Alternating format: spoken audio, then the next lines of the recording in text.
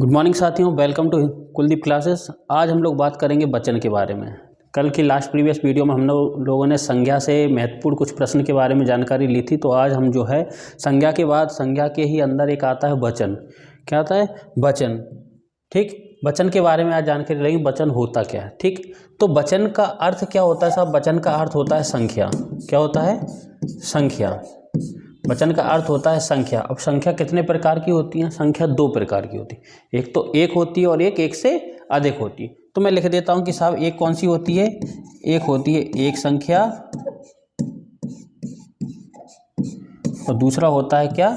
एक से अधिक। एक से अधिक, अधिक संख्या ये होती है। अब मैं आपसे बात करता हूं साहब, मैंने बताया एक संख्या मतलब जिससे एक व्यक्ति वस्तु का बोध होता है वो एक संख्या होती है। एक से अधिक संख्या, जहां एक से अधिक संख्या मतलब व्यक्ति वस्तु का बोध होता है उसे एक से अधिक संख्या। एक संख्या को क्या बोल दूंगा मैं? एक वचन। ठीक, और एक से अधिक को मैं क्या बोलता हूं साहब? बहु बोलता हूं। क्या बोलता हूं? बहु। और संख्या को क्या बोलता हूं? वचन। तो क्या हो जाएगा साहब इसका नाम? बहुवचन। ठीक, तो हमें वचन के कितने भेद प्राप्त होते हैं? दो भेद। वचन के कितने भेद होते हैं? दो भेद होते हैं। ठीक, आगे परिभाषा के माध्यम से समझते हैं कि क्या होता है। तो संज्ञा सर्वनाम विशेषण की और क्रिया के जिस रूप से संख्या का बोध होता है उसे हम क्या कहते हैं? उसे वचन कहते हैं। जैसे उदाहरण में देखें, लड़का खेलता है, तो यहाँ लड़का खेलता है मैं अपने आप खुद समझ में आ रहा है कौन कितना लड़के? एक लड़का। तो यहाँ पे कितने का बोध हुआ? सब एक का बोध हुआ। वहां बोला लड़के खेलते हैं, तो लड़के खेलते हैं मतलब बहुत सारे हैं, एक से अधिक हैं, तो इसे हमने क्या बोला है? ठीक, अब यहाँ पे एक है तो इसे क्या बोल देंगे? एक वचन। और यहाँ पे एक से अधिक है तो इसे क्या बोल देंगे? ये वाक्य कौन सा है? ये बहुवचन है। क्लियर? ठीक, आगे बात करते हैं कि वचन के भेद। अभी मैंने बताया वचन के भेद कितने होते हैं? वचन के दो भेद होते हैं। एक तो एक वचन होता है, दूसरा बहुवचन होता है। एक वचन क्या होता है? वचन के जिस रूप से एक व्यक्ति या वस्तु का बोध होता है उसे एक वचन कहते हैं। अभी उदाहरण हमने देखा था, जैसे अभी देख लो आप, घोड़ा दौड़ता है, बकरी चरती। यहाँ घोड़ा कितने हैं? एक है। बकरी चरती कितनी है? एक। इसे हमने क्या बोला? एक वचन। बात करते हैं बहुवचन। बहुवचन के बारे में बात करते हैं। बहु मतलब एक से अधिक। वचन के जिस रूप से एक से अधिक वस्तु या व्यक्ति का बोध होता है उसे हम क्या बोलते हैं? उसे हम बहुवचन कहते हैं। क्या बोलते हैं? बहुवचन कहते हैं। जैसे घोड़े दौड़ते हैं, यहाँ देखो, यहाँ घोड़ा दौड़ता है, यहाँ एक था, यहाँ घोड़े दौड़ते हैं, यहाँ पे क्या हो? एक से अधिक हो गए, तो ये से यह कौन है? यह बहुवचन है। जैसे बकरी चरती है, यहाँ पे क्या था? एक वचन, यहाँ पे क्या हो जाए? बकरियां चरती हैं, तो क्या हो जाएगा? ये बहुवचन हो जाएगा। ठीक, आगे बात करते हैं तीसरा, दो लड़के दौड़ते हैं। चाहे एक से अधिक होना चाहिए, चाहे दो हैं, चाहे 10 हो, चाहे बहुत सारे हैं, वो क्या हो जाएंगे? वो आपका बहुवचन हो जाएंगे। ठीक, आगे बढ़ते हैं अपन लोग वचन से संबंधित। एक वचन से बहुवचन बनाने के लिए नियम। अब क्या होता है कि कोई वस्तु एक वचन में हो, उसको बहुवचन में कैसे बनाएंगे? तो उसके लिए क्या होता है? उसके नियम होते हैं। एक वचन से बहुवचन बनाने के लिए बहुवचन दो प्रकार से होते हैं। एक तो होता है विभक्ति रहित और एक होता है विभक्ति सहित। विभक्ति रहित का दूसरा नाम बोल सकते हैं परसर्ग रहित। क्या? विभक्ति का दूसरा नाम होता है परसर्ग रहित। और विभक्ति सहित का एक नाम और होता है परसर्ग सहित। परसर्ग विभक्ति का ही दूसरा नाम होता है। परसर्ग जो है वो दूसरा नाम होता है इस प्रकार से। अब परसर्ग क्या होता है? अब आप सोच रहे हो कि सर परसर्ग क्या होता है, विभक्ति क्या होती है? तो विभक्ति होती है, आप कारक के जो चिन्ह होते हैं उन्हें विभक्ति कहा जाता है।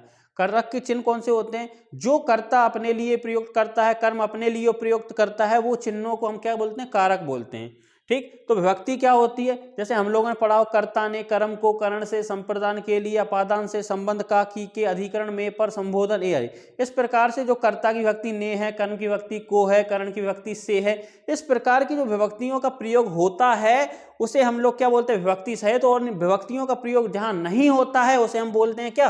विभक्ति रहित। ठीक, तो सबसे पहले चीज हम लोग पढ़ेंगे पुल्लिंग शब्दों के बहुवचन बनाने संबंधी नियम। ठीक, अब पुल्लिंग शब्दों को बहुवचन बनाएंगे कैसे साहब? तो सबसे पहले जो है आकारांत पुल्लिंग शब्दों के। आकारांत भैया क्या होता है? ये आकारांत क्या होता है?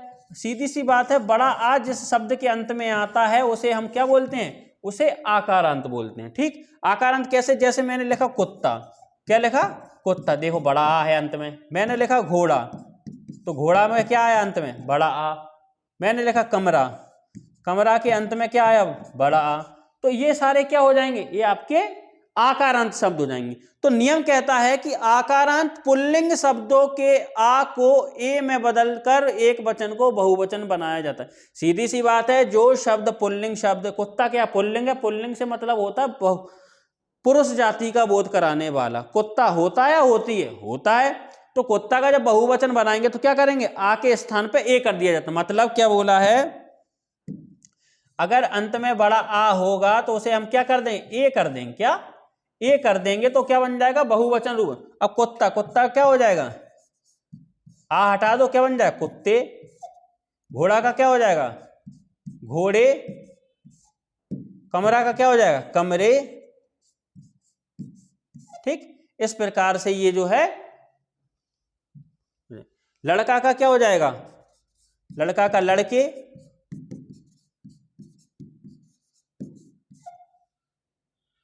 तो ये क्या हो जाएंगे, जिस शब्द का अंत आ से होता, बड़ा आ से होता है और वो पुल्लिंग हो तो उसका बहुवचन हम आ को हटाकर ए जोड़ देते हैं तो वो पुल्लिंग से बहुवचन बन जाता है। क्लियर।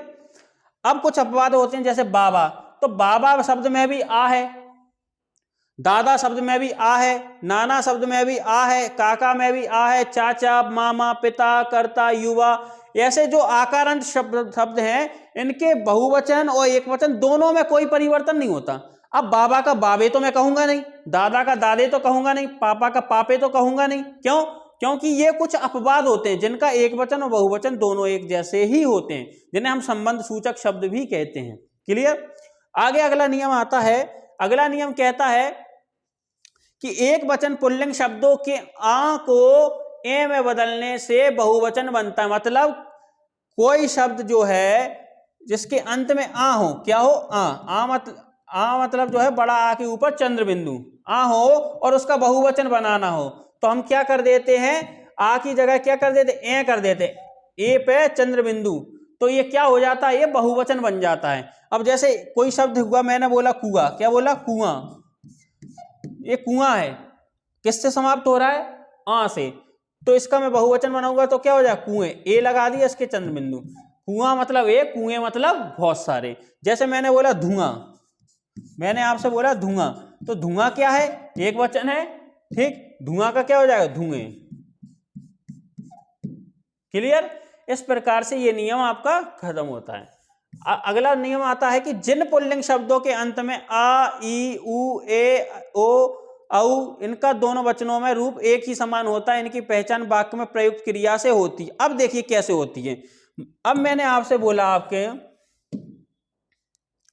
जैसे अब क्रिया रूप से भाई कुछ शब्द ऐसे होते हैं जैसे अकारांत, इकारांत, एकारांत, ऐसे शब्द होते हैं, इनकी एक वचन और बहुवचन दोनों स्थितियां एक जैसी होती हैं, लेकिन इनके क्रिया रूप यथारूप व्यवहार करते हैं। कब, क्यों, परसर्ग रहित होते हैं तब। जैसे मैंने मान के चलो, मैंने लिखा ऋषि, मैंने लिखा ऋषि आया, क्या लिखा, ऋषि आया।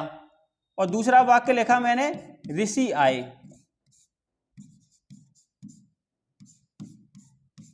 अब ऋषि आया से समझ में कितने आ रहे हैं कि एक आया। मैंने बोला ऋषि आए तो कितने, बहुत सारे। भाई ऋषि ऋषि में कोई फर्क पड़ा क्या, फर्क किस में पड़ा, क्रियाओं में। तो यहां पे क्या हो गया कि जब इन शब्दों से हुआ, जैसे अकारांत हुआ, इकारांत हुआ, इकारांत हुआ, इस प्रकार के शब्दों से कोई अंत होता है और उनका हमें बहुवचन बनाना है, तो उनका दोनों स्थितियों में एक समान रहता है, लेकिन उनका जो क्रिया रूप बदल जाता है। ठीक, तो एक उदाहरण देख लिया। दूसरा देखो, मैंने बोला बालक, मैंने बोला जैसे बालक खेलता है, क्या, बालक खेलता है, ये लिखा मैंने उदाहरण। दूसरा मैंने इसमें उदाहरण लिखा बालक खेलते हैं, क्या लिखा, बालक खेलते हैं। तो यहां पे आप देखिएगा कि बालक खेलता है में कितने बालक खेल रहे हैं, एक। मैंने बोला बालक खेलते हैं में कितने खेल रहे हैं, एक। एक की अधिक, यहां पे अधिक। तो बालक, बालक की एक वचन और बहुवचन दोनों स्थितियां एक समान है, लेकिन इसके क्रिया रूप यथारूप व्यवहार कर रहे हैं। भाई यहाँ पे बालक बहुवचन का कार्य कर रहा है, बहुवचन क्रिया हो गई। यहाँ पे बालक एक वचन का कार्य कर रहा है, यहाँ एक वचन क्रिया हो गई। तो इस प्रकार से आपके क्या हो जाएंगे, ये वाक्य हो जाएंगे। तो आप इस तरीके से नियम को समझ जाओगे। ठीक, अगले नियम की ओर बात करते हैं। स्त्रीलिंग संबंधी बहुवचन बनाने के लिए नियम। अब स्त्रीलिंग, स्त्रीलिंग क्या होती है साहब? स्त्रीलिंग मतलब जिससे स्त्री जाति का बोध होता है, ठीक। अब इसमें होता है अकारांत स्त्रीलिंग, मतलब जिन शब्दों का अंत आ से हो तो उनका बहुवचन बनाने के लिए आ के स्थान पर क्या कर देते हैं? ए प्रत्यय लगा देते। क्या जोड़ देते? ए जोड़ दिया जाता है। अब कैसे? मैंने बोला किताब, क्या बोला? किताब। अब ये बताओ किताब होती या होता है? किताब स्त्रीलिंग है, अंत में क्या है? आ आया तो क्या हो जाएगा? इसका ए जोड़ दें, क्या हो जाएगा? किताबें। क्या हो जाएगा? किताबें। हो गया। अब किताबें ए की जगह चंद्रबिंदु क्यों आया? क्योंकि एक ही मात्रा, जब मैंने आपको नियम बताया था कि जब भी किसी शब्द में चंद्रबिंदु का प्रयोग करना हो तो शिरोरेखा पर कोई मात्रा होती है तो चंद्रबिंदु की जगह केवल बिंदु का प्रयोग करते हैं, ना कि चंद्रबिंदु का। ठीक, समझ में आ गया होगा आपको। आगे बात करता हूं। मैंने बोला रात, रात होती है होता है? रात होती है तो रात का क्या होगा? रातें। बहन, बहन का क्या हो गया? बहन का बहने। इस प्रकार से जो हो जाएंगे आपके ये आकारांत स्त्रीलिंग संज्ञाओं का अंत में ए जोड़कर हम लोग जो है बहुवचन बना देते हैं। ठीक, अगले नियम की बात करते हैं। एक नियम हो गया, दूसरा नियम आता है आकारांत स्त्रीलिंग संज्ञाओं के अंत में आकारांत स्त्रीलिंग संज्ञाओं। आकारांत मतलब बड़ा। अब इसमें क्या होगा साहब? इसमें होगा बड़ा आ। ठीक, स्त्रीलिंग शब्द होंगे आकारांत संज्ञाओं में ए जोड़कर। क्या? अब इसमें हम क्या जोड़ देंगे? ए जोड़ देंगे। क्या? ए जोड़ देंगे तो इसका बहुवचन बन जाएगा। तो कैसा? जैसा लिखा मैंने, मान के चलो माता, तो माताओं का क्या हो जाएगा? माताएं। देखो आ के साथ ए जोड़ दिया। मैंने बोला दिशा, दिशा होती है होता है? होती है, स्त्रीलिंग है तो क्या हो जाएगा बहुवचन इसका? दिशाएं। मैंने बोला जैसे आपका मान के चलो लता, लता का क्या हो जाएगा? लताएं। ठीक, मैंने बोला माता, माता हो गया पर माला, माला बोला तो माला का क्या? माला होती है होता है? तो क्या हो जाएगा? मालाएं। क्लियर? इस प्रकार से ये दोनों नियम हो जाते हैं। ठीक, अगले नियम की बात करते हैं। अगला नियम क्या आता है? जिन स्त्रीलिंग शब्दों के अंत में या हो उसके ऊपर चंद्रबिंदु लगा देने से बहुवचन बनता है। अब आपको एक चीज ध्यान रखना है कि कोई स्त्रीलिंग शब्द है वो या से समाप्त हो रहा है। किससे? या से। तो क्या कर देना है? जब इसका बहुवचन बनाएंगे तो यहां में क्या कर देंगे? चंद्रबिंदु जोड़ देंगे। या में चंद्रबिंदु लगा देंगे तो वो क्या हो जाएगा? आपका बहुवचन हो जाएगा। कैसे? जैसे मैंने लिखा मान के चलो कुतिया। क्या लिखा? कुतिया लिखा। कुतिया एक है बहुत है? एक है। बहुवचन बनाना है, क्या हो जाएगा? कुतियां। क्या हो जाएगा? कुतियां। हो गया। मैंने बोला जैसे चिड़िया, क्या बोला? चिड़िया, तो चिड़िया का क्या हो जाएगा? चिड़िया। या से अंत हो रहा है, इसमें बस क्या लगा दूं मैं? अनुनासिक लगा दूं, चंद्रबिंदु लगा दूं। मैंने बोला डिब्बी, डिबिया, डिबिया का क्या हो जाए? डिबिया।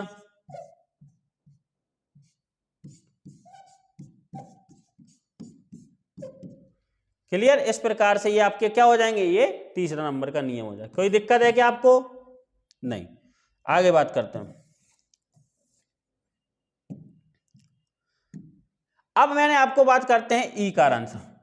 अब भाई ईकारांत या ईकारांत स्त्रीलिंग शब्दों के ई को ई में परिवर्तित कर अंतिम वर्ण के बाद यहां जोड़ देने से बहुवचन बन जाता है। अब आपको एक चीज ध्यान रखनी है कि किसी शब्द के अंत में चाहे वो बड़ी ई हो चाहे छोटी ई हो तो उसमें क्या करेंगे? हम यहां प्रत्यय जोड़ देंगे।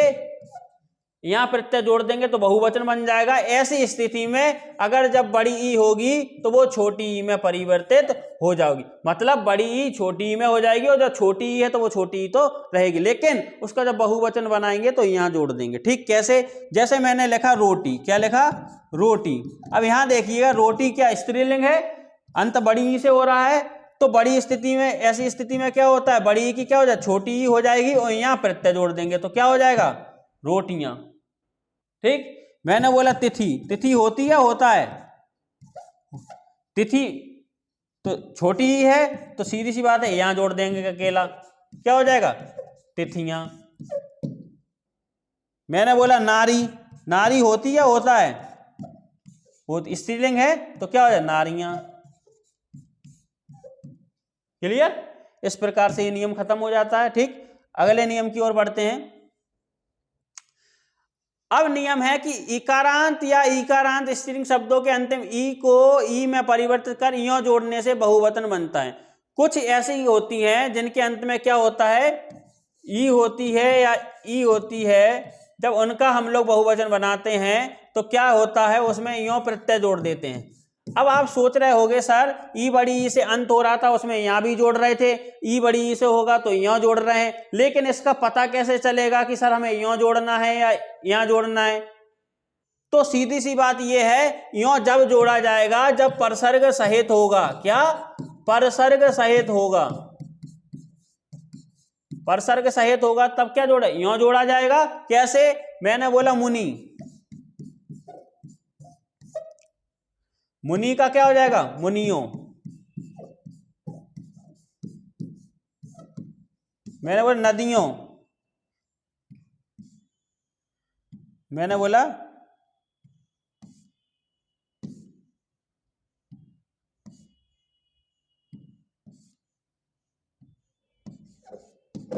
नदी, नदी का क्या हो जाएगा, नदियों। अब मैंने कहा कि नदियों में फूल सिरा दो, तो नदियों में, तो मैं विभक्ति लग गई, तो आपको पता चल गया यों जब मैंने प्रयोग किया है तो वो विभक्ति सहित के लिए किया है, ना कि विभक्ति रहित के लिए। क्लियर? अब मैंने बोला नदियां उफान पर हैं, तो जो पिछला वाला नियम था नदी ई या बड़ी ई का, उसमें यहां जोड़ रहे थे, तो उसमें क्या था हमारा, उसमें हम लोगों ने बात की थी, मैंने बोला नदी, पिछला वाला जो था यहां जोड़ते थे, नदी का मान के चलो मैंने कर दिया नदियां। क्या कर दिया, नदियां। भाई साहब नदियां भी होता है बहुवचन और नदियों भी होता है। नदियां क्यों, मैंने बोला नदियां उफान पर हैं, तो नदियां के बाद कोई विभक्ति चिन्ह हुआ नहीं। यहां कब जोड़ेंगे, जब विभक्ति रहित होगा, यहां कब जोड़ेंगे, जब विभक्ति सहित होगा। ठीक, क्लियर हो गया साहब?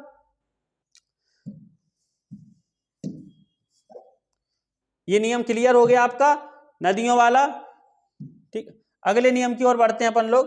अगला नियम कहता है, क्या कहता है आपका,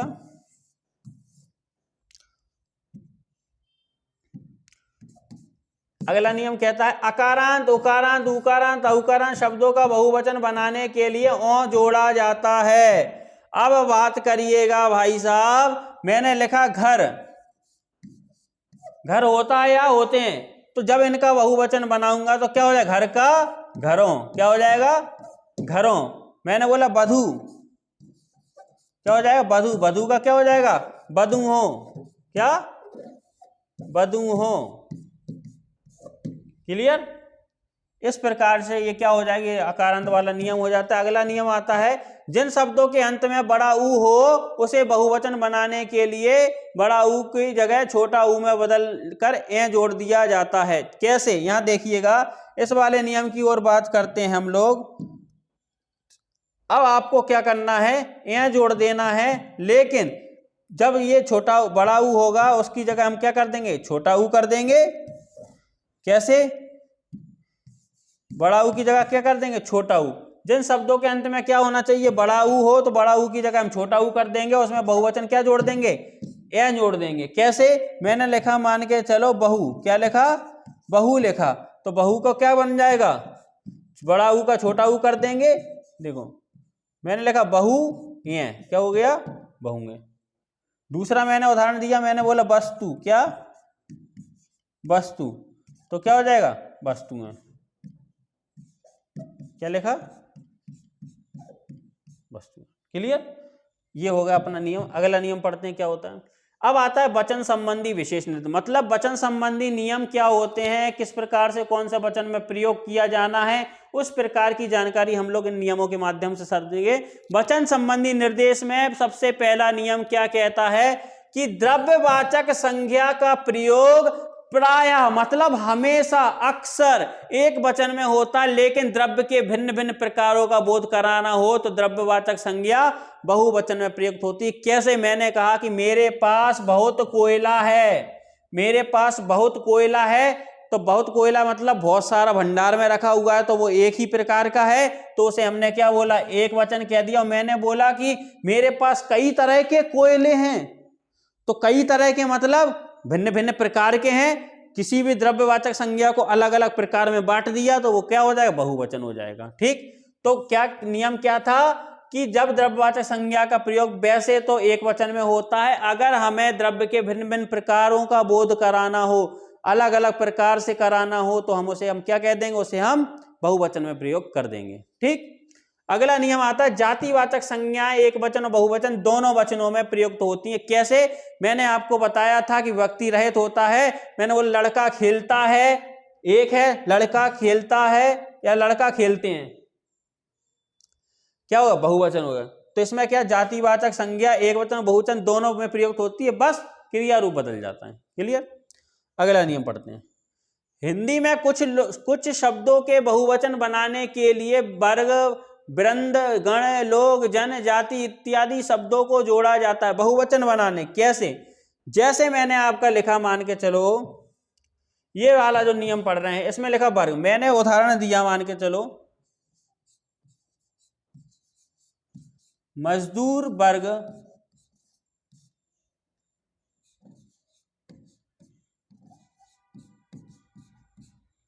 लोग अपने काम पर जाएं।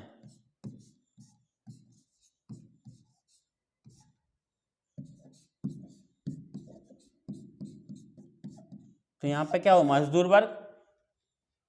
अब मैंने बोला छात्र वृंद आजकल